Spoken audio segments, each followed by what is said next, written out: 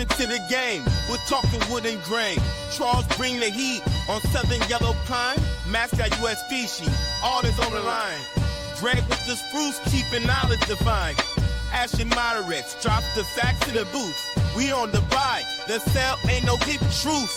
Economics and trends, we got it all so clear. Lumber Word Podcast, best believe we're here. If you want to make more, get in on the score. Join us every week, you'll be hungry for more. Love a been keen, though, whoop made known. Such rain Charleston, slide, plum ram known. Open to the scene, for the lumber supreme. Charles laying down facts with that southern yellow bling. Matt got that U.S. swagger like strong timber beams. Gregg's insights on Spruce, rewrite the themes. Got the buy side talk, we stacking that flow. Selling knowledge, every week we still a show. Join the Lumber Word crew, let your business grow. For the sharpest minds, is what a place to go. Everybody, welcome to this week's episode of the Lumber Word, episode 169. Should be a good one today. Matt, welcome. Gregg, Charles. We got a little shout out from the Florida. Was it Florida Building Products, Charles, last week? I think so. 5 podcasts in the US I think that's who it was. Building products. Thought that was pretty good. It's always nice when people give you affirmation for what you're doing, right? Yeah, they did list somebody's It's even better. name. It's even better when they call up and buy stuff, give us orders. The best part is I don't even think they called out the right people. Isn't that right, Ash? I think that, well, they had somebody on there that was supposedly one of the hosts I've never heard of on our podcast, but who knows? Matt, how's your summer going over there? Well, it's still raining and cold, so I'll let you know when we get there. Is your son back from college yet? Oh, you're talking about my son? I'm sorry. Is he back from college? Summer. No, yeah. your summer, but is he back from college? Yeah, no, he's hitting the Xbox really hard. We need him to get a job. College ain't free, kid. But no, he is back, and he's it's wonderful having the whole family's back, dude. My house is loud and messy. I loved when the kids came back from college, and and it's all of a sudden they think it's like, hey, I can just roll in at 2-3 in the morning, no big deal. I can have people we can stop over at 11:30 and be out back making all sorts of noise. And it's like, yeah, well, what do you mean? What's wrong with that? I'm like, well, no, this You're in the neighborhood, remember? Yeah. Well, and my deal was always go, hey, here's the deal. You know what? Rule number 1, nothing good happens after midnight. Yeah. Let's get your ass home before midnight. If you're not going to do that, be set up that you're sleeping someplace ahead of time. Yeah. Yeah. I mean, that is true. Hold on. Can I relish in something? Yeah. You know how many times I was told that when I was growing up? And I was like, Charles, you're still told that. Yeah, actually. Depending on where I go that night, yeah, that's 100% accurate. And you know what? I mean, let's be honest. At certain points in our life, actually everything good happened after 12 o'clock. Yeah, when your age starts with a 2. Yeah, that started going downhill usually about when I was 27, 28. Then nothing happened good after that. These kids these days are smart though. They got Uber and Drew and I were when we were picking them up in Phoenix to drive back. We took a Waymo to dinner. I love that in Phoenix, right? It was the funniest thing, dude. This thing took us through like a bunch of crack houses on our way to the steakhouse. It's like, hey, you didn't need to go off the main drag for some reason. I think you wanted to see if we wanted to get some. What happens extra service for what Waymo. happens if you're a kid and you they pick you up from the bar and you pass out in a Waymo, and how does it wake you up and get you out of the car? It chimes. It chimes. Yeah. It'll wake you up. Really? It'll wake That you is up. the weirdest thing to sit in a car with no driver. I love it. They're actually nice cars. Great. They're Jaguars. Yeah, they're nice. I thought it was fun. You want to talk about lumber? I mean, I hear there's other podcasts out there that talk about nothing. Let's not be that one. Well, Okay. So I wanted to go through the the lumber market this week. Let's start with yellow pine because we missed our pine guru last week. Yeah. Do you ever notice right when pine moves, Charles doesn't want to be on the show that day? Boy, He I was waiting for give that. away his secrets. I was waiting for that. Yeah, so everything I'm going to talk about or say already happened. So let's be crystal clear on that. I'm happy you revealed my secret, Ash. I mean, it's weird. There are discounts and then they're not discounts, and trucking is diminishing all of it. You've got some, as I mentioned in previous episodes, some relationships were becoming kind of adversarial, right? I think we discussed that as far as, mill, us, customer, mill, whatever, kind of through the whole supply chain in the Southern Yellow Pine side of the world. And I think there's a scenario to where that's kind of imploded and some people have blinked, and now all of a sudden a lot of wood showed up that was originally not supposed to be there and put a lot of people in a real bad spot. So, it still doesn't mean much for the east side because freight's too much to kind of impact pricing. Studs are still strong. Plates, you can find discounts. You can find, -5 to 10 now. The market overall is flat. Your big discounts were when print was still at, mid to low 4s on 6-inch. So it's kind of calmed down. But nonetheless, you've got mills that have too much wood and they can't move it because they can't find a truck. Like you have mills that are no longer taking delivered prices or delivered POs because they cannot find a truck and they will refuse the order because it turns into, hey, where's my wood? And it's a daily, every 3-hour thing. So to your question, is trucking inflation transitory? No, I don't think so. I think it's not like egg prices were. I think it's here to stay for quite a while. Yeah, but people are telling me it's transitory. So Charles, the index showed unchanged midweek after I think narrows on the east side printed up on Friday. Is that right, Ash?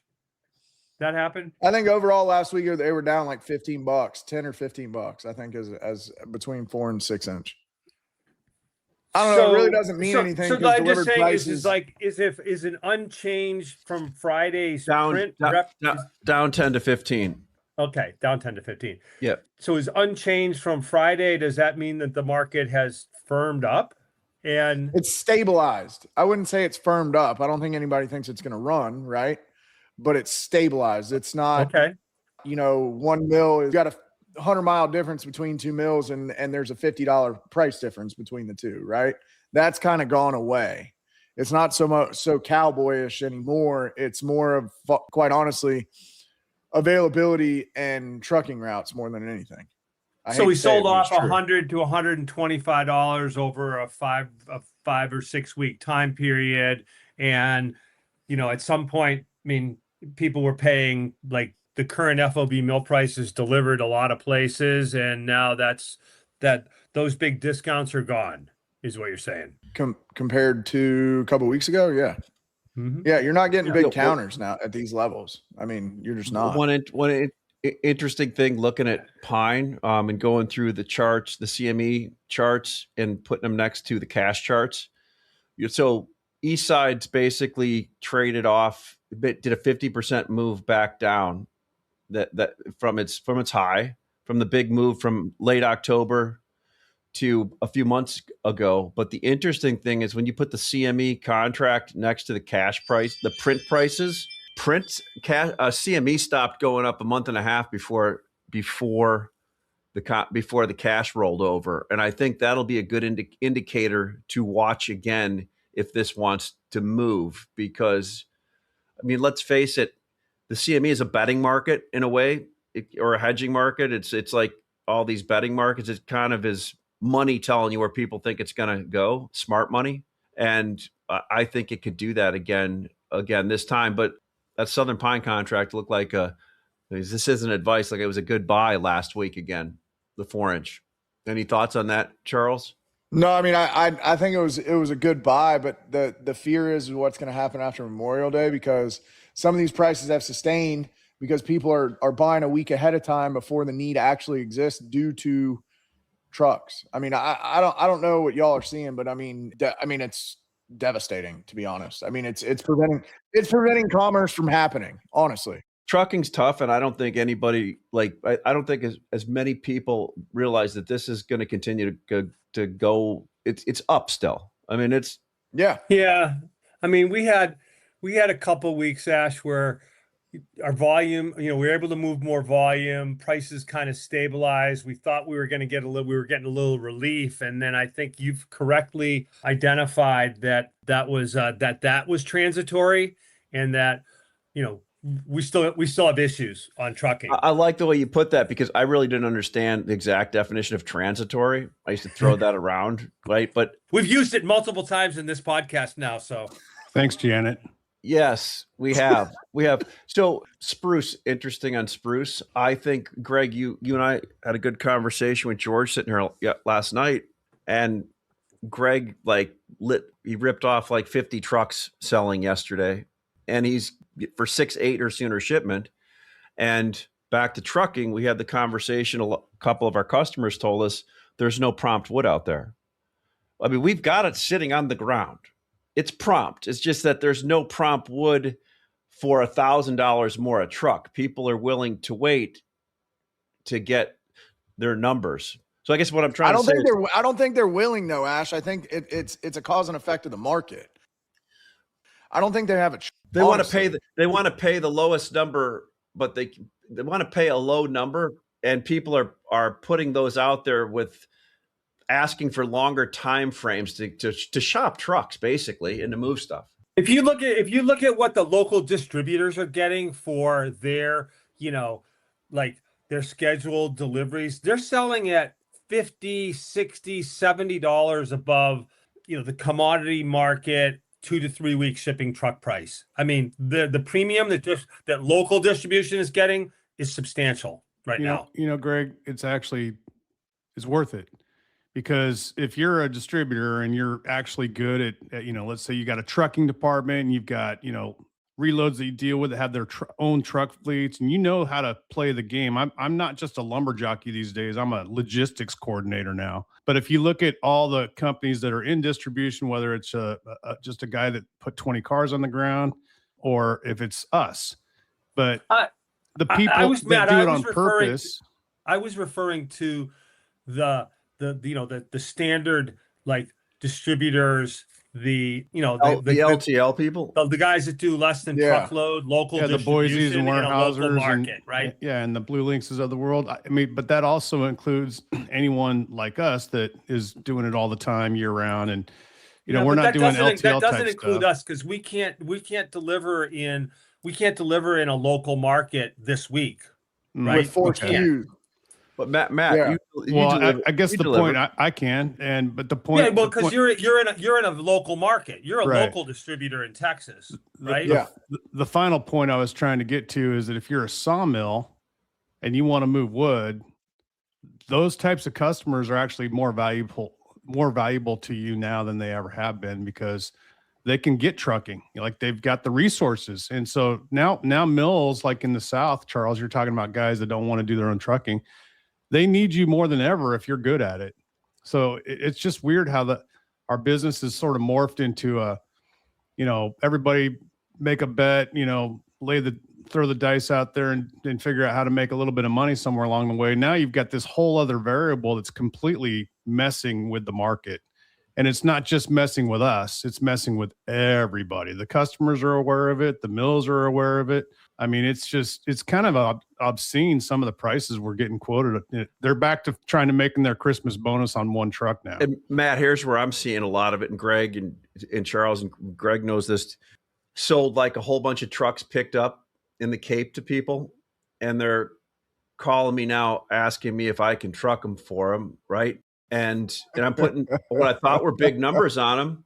But that's one. Then you talk to office wholesalers or people on the big trading floors that are kind of far enough removed from their trucking departments where, it takes an hour to get a freight. I mean, we're pretty lucky here because we have a really close logistics department and we can get an answer on freight in 2 seconds. Matt, you probably can too. But I've heard nothing but complaints from a handful of people that work at some of these companies. They're like, my freight people don't give a shit.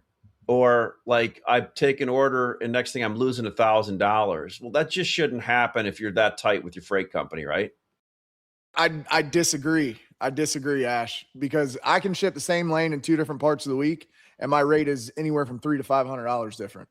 But I'm saying when you take an order, when Charles DeLaTorre takes an order, you're not taking one and going to lose $1,000 next week on it. I agree with you, but I think it's up, hopefully not. I think it's up, but it's up to that trader knowing what we know now, right? The guy that's selling the wood knows that the variable, let's just use an average historic number. Outbound Alabama is going to cost you $4 to $4.25 going into Georgia or the Florida Panhandle. Now it's going to cost you $6.50, right? So I guess to point the finger to a logistics side of it, right? I mean, these guys get hammered in their head, don't lose money, don't lose money, don't lose money, don't lose money, right?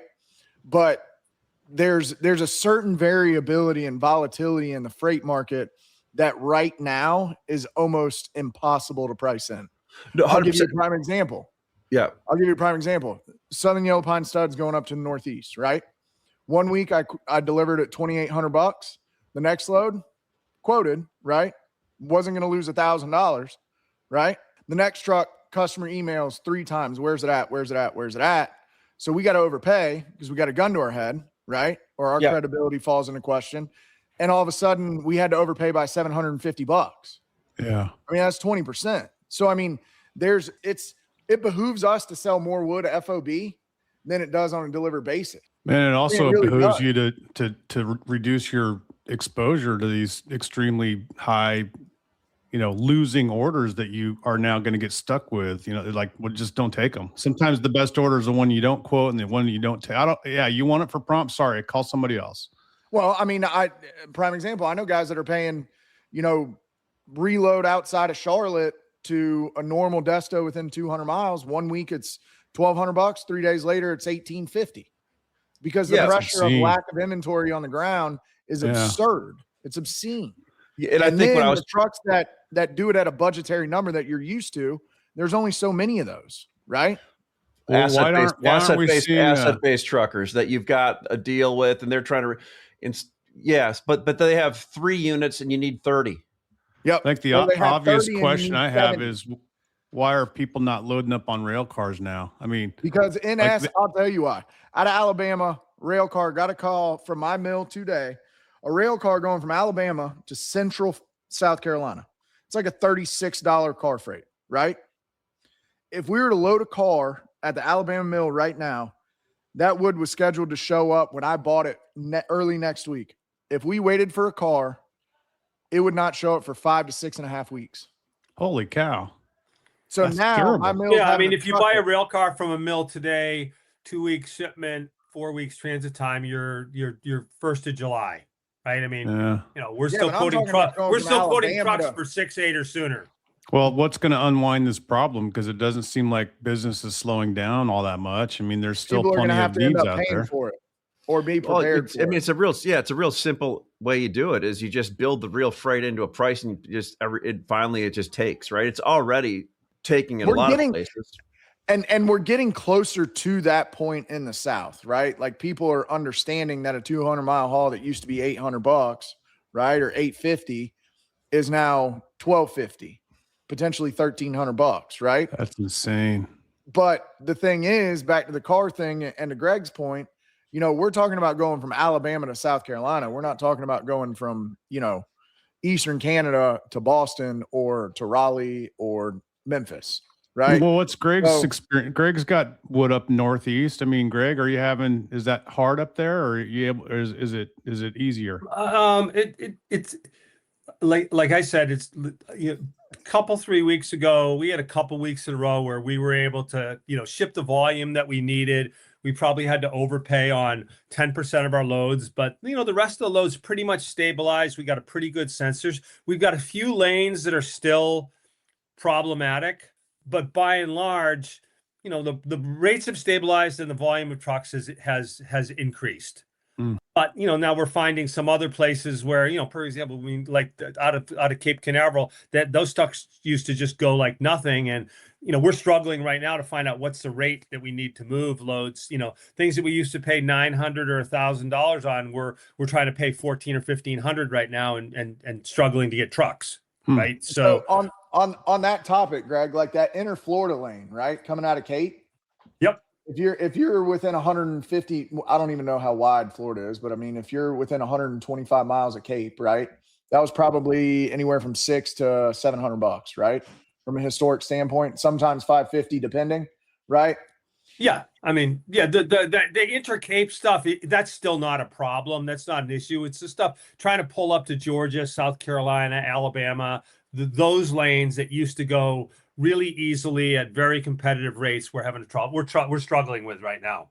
Charles, you just said how wide Florida is, and all I just had a Because horrifying. I was thinking 150 No, miles. I just had a horrifying flashback. Let me Me and a think about guy. this. Which direction are we going? Me and Mike Wisniewski were over in Miami one time and took a convertible across Alligator Alley. You know, a Ford Mustang.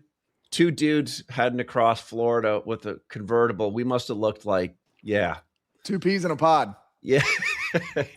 So let's talk a little bit about spruce and U.S. species. U.S. species seems to be hanging in there, Matt. What anything different that we should? Nah, it's steady Eddie.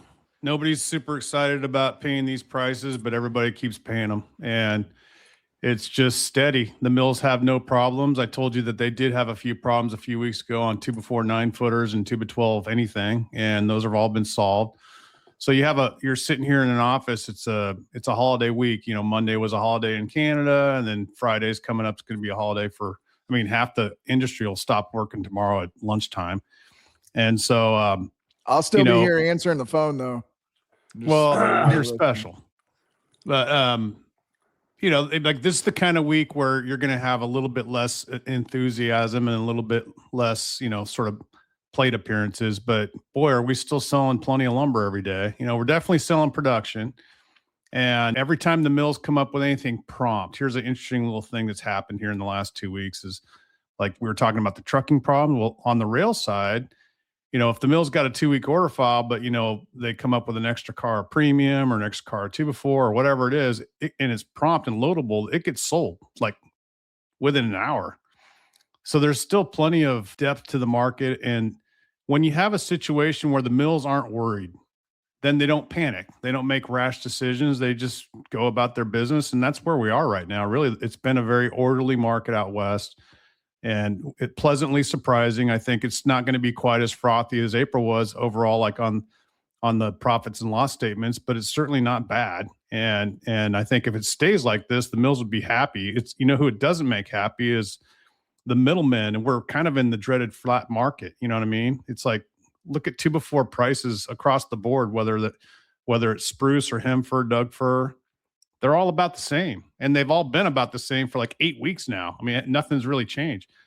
And then everything else is kind of like the same too. So if you're a trader and you're looking for movement, this isn't really the funnest market for you. So if I was going to tell you, you think spruce could be up $100 to $200, $1,000 in 2 months, would you think I was crazy?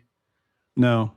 I don't know about 200, but I could see 100, and only because of what we're talking about. I mean, we have thin inventories in the field.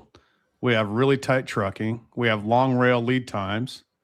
Where's the wood? And right now the wood is not where it needs to be, which is in the customer's yards. I'm gonna go back to what Gregg said a couple weeks ago, and I don't know if it should scare us or not, because I got a bunch of calls last week, Gregg, and everybody's like they agreed with us on stuff. I'm like, shit, that's a tough. But how there is no incentive for mills to make wood. I'm going to go back to two things Gregg said. Gregg, I'm really going to like. I mean, I just step off the call and you hold on here. Hold on a second. So there's put you out of office. I said a lot, but I haven't said enough. And I had a couple people call me over the last week or two. It lit me up with some pretty good information. So yeah, the duty's dropping 10% at the end of the year sometime. But Kip was telling me on the phone today, okay, no mills make a decision off of 10% when they're losing $130 a thousand, right? So there's no incentive for them to cut a whole bunch of lumber. Going through the Conifex earnings on Friday, after it was out 8 hours, I went to, I'm like, oh, look, they just took 75 million board feet off the market. Then everybody says, well, that's not a lot. Well, there's a lot of that going on. There's in my feeling from all the people whispering in my ear from around Canada is something big is going to happen up there over the next 30 to 60 days where, they're already shipping, 25 to 30% less lumber? 23 year to date. Add to that, what is it, Section 232? Let's say it goes down 10%, and all of a sudden, T Daddy decides to put another 10% back on, or 20% just to pile on, right? Well, they'll be found unconstitutional, so it'll get null and voided. But the second thing that Gregg goes is, you can lose money a little while, but you can't lose it forever. And I bet that may be being disproven. Couple of demand side, one of the mills lost 100 and how much, or 15 million in a month. That's not a lot. No, it's not. Couple of demand side numbers. So pending home sales came out yesterday, and they were up a little bit, and better than expectation. Home builder sentiment came up, and it improved. I mean, home builder sentiment is still not a great number historically, but it's a contrary indicator. When home builder sentiment is really good, then that's when you need to be really concerned. As long as it stays below 50, it went from 35 to 37. But it part of it is increased traffic, increased sales. A lot of people are hand-wringing over the increase in long-term rates. I look at a 5.5% 10-year, and I go, well, you know what? We've gotten to this good yield curve that is positive upward sloping, which is what you want. You want an upward sloping yield curve. I'll just do one thing. A couple of points I'll make is I've been very much, and Ashley's had to deal with this, I've been very much bipolar on the market. I'll go for, if I go for a morning and, don't get a bunch of orders, all of a sudden I'm I'm cutting prices and I'm getting more aggressive on quotes. And then I get a whole bunch of orders, and then I go out and buy some more lumber. I will say that we have bought more lumber this week than we've sold so far. And I'm really uncomfortable. I'm really uncomfortable with our position. I'm very uncomfortable with it. Gregg, would you say you were able? I would say on many items we weren't able to buy on Spruce as cheap this week as we were 2 weeks ago. So that's absolutely true. Absolutely. And there's nothing that we bought this week that we didn't buy at a lower price 2 to 3 weeks ago or 2 weeks ago. Yeah. Yes. And one other thing is Home Depot said a lot of their in-store was up 5%. Was it for the better than pretty decent? So that's the consumer, climbing the wall of worry. The lumber market can be unpredictable, but with the right tools, you can make confident decisions. Fastmarkets is the trusted home of the Random Lengths Weekly Report, providing detailed pricing for over 1,600 products, including softwood lumber, structural panels, and more across North America. As for hardwood markets, the Hardwood Market Report is your go-to source for pricing benchmarks, market commentary, and in-depth monthly insights through HMR Executive. These resources give you clarity in a complex market, helping you stay informed and prepared. Fastmarkets Random Lengths price assessments are derived from verified price inputs collected via online submission forms, authenticated physical documentation, and interactions with buyers and sellers across the supply chain. All data is evaluated within Fastmarkets' proprietary assessment platform, Mind, in strict accordance with our published methodologies. Each assessment undergoes a rigorous approval process prior to publication. Key benchmark commodities are subject to independent third-party audits to ensure alignment with Fastmarkets methodologies and compliance with IOSCO principles for price reporting agencies. Get started with Fastmarkets today. Visit fastmarkets.com/lumbertalk to find out more.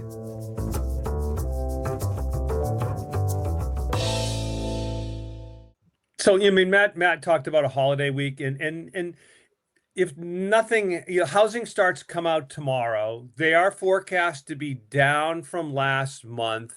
Will that be a catalyst for something? I don't know. It's a holiday weekend. Will that be a catalyst for something? I don't know. We're all in that prices are going to be higher then as we go forward, then lower. I suspect that the first 2 weeks in June, the market realization on how tight lumber is going to be in July will finally hit home, and you'll see some movement. I mean, we're all in, but and we're figuring that worst case scenario is, we turn dollars and work for free in June, July, and August. No place we haven't been before. And we're doing a cowboy. We're wearing our jeans without underwear on because there's no hedge. Whoa. Commando. Whoa. There's no hedge. There's no Now hedge. you in guys this know market. why I really like Ashley from 25 years ago when I thought he was a girl. Why's that? You just pop off some things once in a while that he's just crack wildly- me up. He's mildly inappropriate. Well, Oh if God, you- he's funny as hell. But if you think about it, like we said, Greg, we got a call from a reload the other day. I won't say where or anything, and they were asking if we could put more. Don't name names, Ash. They were asking if we could Don't put kiss more and tell. wood on the ground. And this isn't just one reload that's asked us before. Matt, you asked why people aren't buying cars. And I don't know if you noticed this, Matt or Charles. And I mean, there are some large companies that they used to put big chunks of wood on the ground that their people went to different places. And, knock on wood, we're not seeing the same competition and stuff because there's not a lot of people that can go out and put 200 or 300 cars of wood on the ground. The reloads that I use are calling. Two of the 4 reloads that I use called me in the last 2 weeks going, "Hey, what are your plans?" Because they're empty. And why is that? they're not Is that empty. because- Part of it is I have dropped my inventory down by quite a bit. And so, if you've got Matt, $1.5 million, proven. well, no, but I mean, I'm just one of many. I'm not the only guy down there. Matt, I'm kidding. It says camp. But host. part Like of it you is, should like change think it. of the rally that we had in the first quarter, and then the cautiousness of the market. I mean, hey, $100 oil, Yeah. Cruise missiles flying. I mean, there's a lot of there's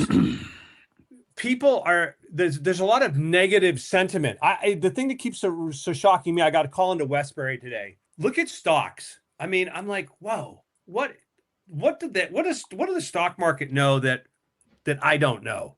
Yeah. Well, a lot. Yeah, no, I mean, so inventory is an asset right now. Yep, Right. for sure. I mean, I hate the guy that if you can said that. couple it with good logistics, though. well, So that's there's exactly the trick right, is Matt. you need to be a 2-party entity now. You can't just be we got the wood on the ground. No, there's a lot more work going on now to make the stuff You know work. what? Yeah, we for got the wood on the customer. ground. We're quoting the week of 6. you know what? You can actually use it to your advantage. We call your truckers and say, where do you want to go? And then you just concentrate on the customers in those areas. Or Real- you can just go and tell the customer up front, look, if you need it, give them 2 prices. Here's the price for giving me like a week to 10 days to get it to you. And here's the price for getting it there within 48 hours. And that's going to be like a $20 or $30 $1,000 difference. And then let them decide. Or, hey, we'll sell it to you FOB. You come pick it up with your own trucks. Yep. Yeah, we know my customers are a lot smarter than that, Matt. They let me give them the 2 to 3 week price and then ask me 2 days later going, hey, the store's out. When can you deliver this? Oh, yours too? Yours do that too, Greg? Yeah, exactly. I mean, well, My guys wait a full 5 days before they make that phone call. so look at buyers. know, Buyers have not changed the way they're buying in this market, right? I think. Why are they? I mean, Well- that's the thing. I think they should have already. I think they had an opportunity. And like you said, you bought lumber cheaper 2 weeks ago. I bought lumber cheaper last week and the week before. And I agree with you. I'm paying a little bit more this week than what I paid last week and the week before. But, there was plenty of opportunity to load up on inventory in March and April on both rail and truck. I had guys kind of come in and hit me with waves of inventory purchases back in that time frame. And there was cars available. I mean, and now like the inventories have been depleted. So their choices when they send out an inquiry for, 3 trucks of 14s and 2 trucks of 16s, they've gone from 7 quotes to 2. And then there's a lot of people that are doing what we do have not taken the Gregg approach by doubling down and going Commando. They've just been buying, like they sell one and they buy one. They're not adding inventory. They're just keeping low inventory. And so the customers are keeping low inventory because that's the playbook they've been running for 3 years now, and it's worked. And and as distributors and wholesale, we're taking more risk from non-hedge standpoint, from the market, the fear in the market of housing going to zero, for a whole bunch of reasons, right? Money becoming more expensive, but the buyers are still. I think Gregg just said they're running 50 days of inventory. I had one of them call me the other day. He goes, "We got 50 days of inventory. We enter a lot of." He said in some markets they're 100% contract and some 20%. And the reason why they're 100% in some markets, they don't have enough human beings, buyers, to actually buy lumber for some of their locations. And so they're spreading buyers out all over the place and trying to hire new people and everything, right? And that's in a lot of different places. But the point is that they're not building an inventory. And it's kind of hard to build an inventory once you get behind a little bit, right? I did want to just highlight that July futures is currently trading at $588. And Matt, I mean, I'm long cash, and I do have a few shorts on, very like a minimal amount. I mean, I think, today I wish I had more on, but that's for another show. But I'm not going to go Texas hedge. I'm not going to buy the board, although I feel like I want to. Is that wrong? I mean, if you've got a hunch, bet a bunch, buddy. Got to be in the win. Like I was talking to Rob Cross. So you say yesterday. you'll eat your lunch. I just said there's no reason for anyone to want to buy or sell the July contract. I mean, it's right on top of cash. There's no premium in September to gain. $13 doesn't even cover your handling and interest. And then, look at November at 618. Okay, I pick up $30. I got to wait 6 months. I don't think so. It's not really worth it to me. And then it's kind of hard to hold lumber over. Well, would you do a August job for the fourth quarter at plus 30 today in Spruce?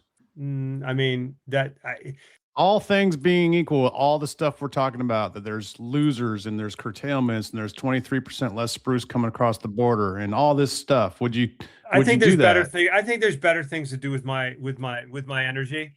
Yeah, I think you'd rather get 50 to 100, right? I mean, that's a lot of risk to sit on for 6 months. Yeah, exactly. Right.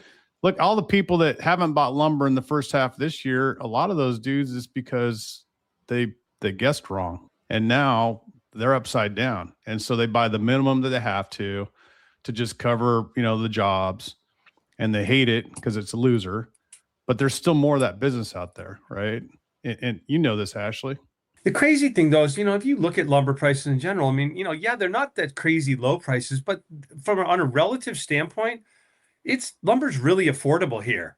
Yeah. So, we're going to move over the next 2 to 4 weeks. We move from what's historically a period of seasonal weakness to seasonal strength. I mean, I think that the market rallying $100 1,000 will cause a lot more issues in the market than trading down 20 or 30 or trading sideways. If it went down 20 or 30, how many POs do you think would be generated across this country? Tens of thousands. We're going to buy lumber every day, regardless of the price. I think everybody on this phone call would be happy if somebody came to us at 30 off and said, we want to quietly move 5 cars.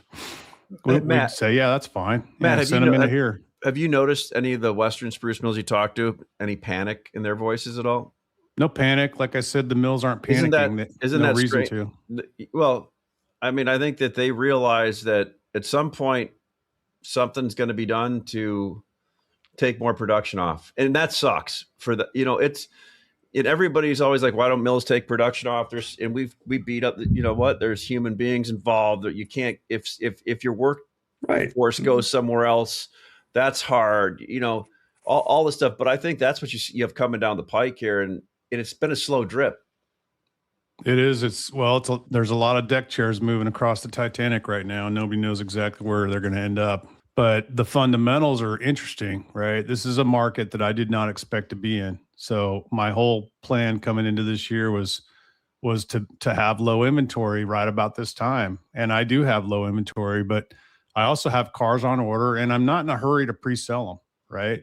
Normally I would be. Normally I'm looking at my June and July stuff going, I want to keep this stuff moving because it does slow down in the summer and in the heat. But this year, I feel like it's an asset, and I'm going to be patient and see what it's worth come June 20th instead of May 20th, And so that's different than what I expected. And then the other thing that's different than what I expected is just the sheer volume of inquiry that I get every single day for trucks. Amen of this to that. and trucks of that. Yep. There's been no let up. Nope. I mean, literally, if you just want to be hair on fire busy, just drop your prices $20 or $30. You'll get steamrolled with orders. It looks like you've been pretty busy, I did Matt. that. I've done that already today.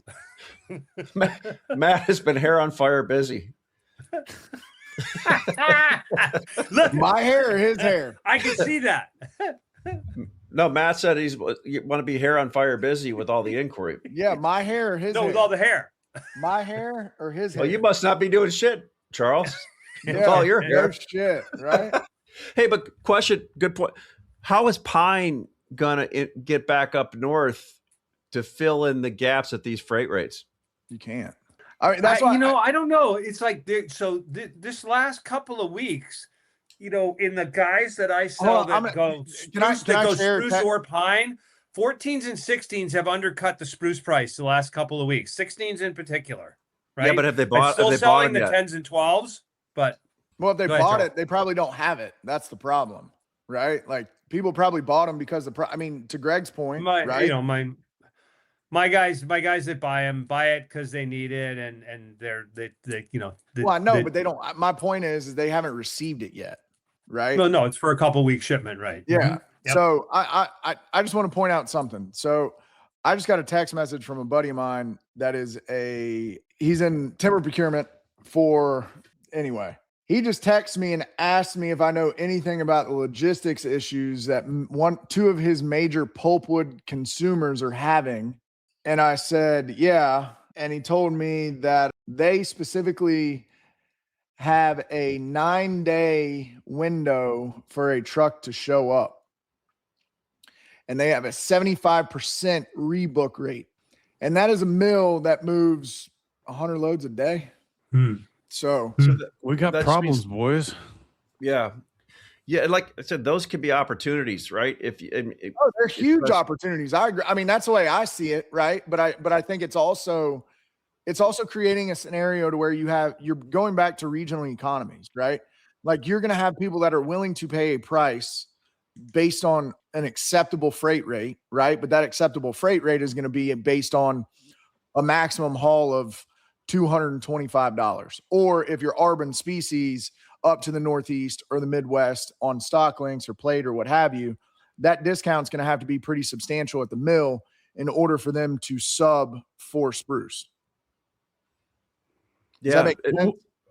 Which one of you guys sent a text chain a week ago about the Supreme Court ruling that put trucking companies kind of liable for their truckers? Brokers, you're liable for questionable trucking, like actual asset-based doesn't stuff. that tighten things up even more than what we've already seen? Yeah, I mean, so that was a pretty specific, to it was the big companies. That was C.H. Robinson, and these big broker companies that basically take owner operators and they put the name of their company on, slap that on the side, and they operate as independent contractors. And so basically that was saying is like, hey, you can go for, and C.H. Robinson has said that they're shielded from liability because of that relationship. And this pierces that, and that you can go after the deeper pockets in that on those situations, you can go after the C.H. Robinsons of the world. Will that, Charles, does that have any effect on your trucking side of things or not? I mean, Not we have a really. really good pre-qualification process on how. That's why every time I quote or Mitchell quotes y'all freight, Gregg always says, "Oh my God, what are we moving gold?" So we don't. I don't want to get sued. I never say that. I just say, hey, well, why do you need to make that much money on me? I'm a friend. And those are the guys you make the most money on. That's all conversation. That's a conversation for another day. I need a friendly price, Charles. Yeah. Friend of the friend. I need the friend of the friend number. Yeah, I'll help you over the fence. Matt, quick question. I heard, so one thing that we saw that I did see some more number 3 show up on some Eastern lists. Not a lot, just some. And odds, the stuff that 8s, 10s, some 12s type of thing. Not the, and I did see some cars of 16s. But, last week I heard one of the big Western mills, the 2x4 14s, their number 3, number 2, and number 2 premium were almost trading within $10 of each other. Yeah. There's compression. Matt's been telling us that for a month, right? And generally that's another thing that blows my mind. Yeah. Yeah, but it's still there, right? Or is that still there? No, it's still there. Everything that we trade, whether it's number 3 or number 2 or fancy number 2 premium, is all within like $50 range. From a just a random tally. Mm-hmm. Yeah, it's really odd. And the gambler instinct in me tells me to ignore the price of number 3 and go out and buy all the 2 and better and all the 2 and better premium when that happens, right? But if this was January or February, that's exactly what I would be doing. But it's not. And so there's another thing that's sort of messing with my head here. I don't know, dude. I mean, you could convince me of $100 increase and a $50 decrease all in 10 minutes, and I'd nod my head. But the fundamentals of this market are so weird right now, and so not like a normal. The last time we had logistical issues like this was during the middle of COVID, and they were far worse. This is half. But we as also bad. had like the crazy price volatility where right? That's the difference. The difference is we're in a really flat market now for the last 6-8 weeks. We're in a flat market where our governments are feuding with each other over tax receipts, and we've got Europe's not coming in mass. The Canadians are reducing production even further in this upcoming 90-day window because of normal summer shutdowns and losing lots of money. And nobody in the U.S. wants to increase production, right? So like in a normal year, you would think, oh, those are all really bullish signs. And yet we just have $50 compression between number 3 and 2 and better premium. And 2 before hasn't moved in 60 days. But you also got a very, very flat demand side. I mean, if you look at demand, we're 24 to 36 months now, basically at the same demand level. So there's ebbs and flows by region. There's ebbs and flows by, distribution between multifamily and single family, but it's flat. It's flat. Yeah. Well, flat and high and steady is probably not a bad thing. Yeah. And then it just makes you a logistics coordinator. I don't consider 1.3 million as a high start number, right? It's not. It's below the 50-year average. If you had a sustained, 10% increase in end use consumption, this market, you would hit your $800 target for the year, I believe. It would not take much increase end use consumption, particularly since we can all acknowledge that retail end users do not have any excess inventory. The pipeline's been leaned out. Mills have no excess inventory because you can't afford to have finished goods when you need the cash flow, right? Yep. Yeah. Seems like we got it all figured out now. Matt, you said something pretty interesting. Which makes me so uncomfortable, Matt. I hate my position. I hate it. I love you guys. Matt, the worst losses come when you're absolutely 100% sure of yourself, Greg. Matt, what did you say that you came into this year and it ended up being right now sitting where you are today? It seems a lot different than you thought it would be coming into the year. Is that normally how it is every year, or is it different this year? For Last you? year kind of went by the playbook where we had these big back month carry premiums that just made all of our jobs much simpler to manage. It was just really easy. You just sell the board, go out and buy some cash best you can, and keep the hedge on. I would say that the volume of business at my desk on trucks this year is up significantly. So my truck sales volume, not dollars, volume, is higher than last year, quite a bit higher. And that I kind of expected. So, since I deal in a niche-y type thing that's not easy to manage, if I have it, I get orders. But the fact that we're sitting here, we have never had the blow off top the whole year. We had some pretty exciting times in March and April, but we still haven't had like the crazy blow off top where it just goes up like 100 in a week. And all these price compression things exist, and we're having all these logistical issues, and we know that all this other stuff we've been talking about for the last 45 minutes. That's the part that surprises me the most. Like, we never did even take a run to 700, right? I mean, we hit 600, low 600s a few times, but 700 is, and I was predicting 800 back in December when we did the predictions. I thought we'd have achieved that already, and we have not. In fact, what we've done is the opposite. We've compressed the high end down to the low end. So there's a $50 spread between 2 and better premium and number 3 right now, all across the United States. And that's crazy.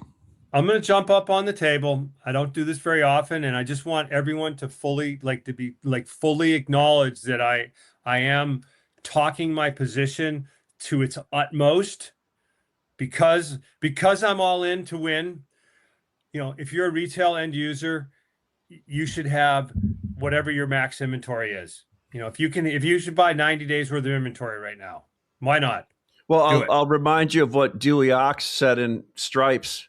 If it were me, I'd bet everything. But that's me. I'm an aggressive gambler, Mr. Vegas.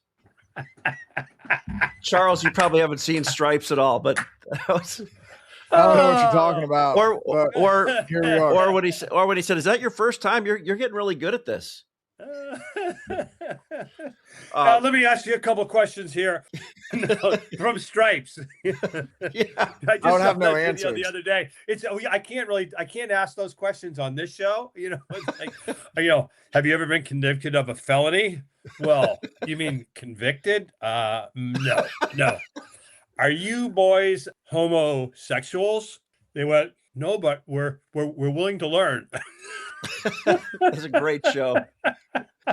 That's a great show. We should leave it there. Yes. Have a great All right, Memorial Day fellas. weekend, I enjoyed guys. it. All right, boys. Cheers. All right. It's there. Yep. Thanks for listening to this week's episode of The Lumber Word. The Lumber Word podcast is dedicated to engaging conversations about the lumber industry, including trading ideas, market trends, and evaluations of overvalued and undervalued assets. We wish to emphasize that the discussions and opinions expressed in this podcast are purely for informational and entertainment purposes. They should not be considered as financial or investment advice.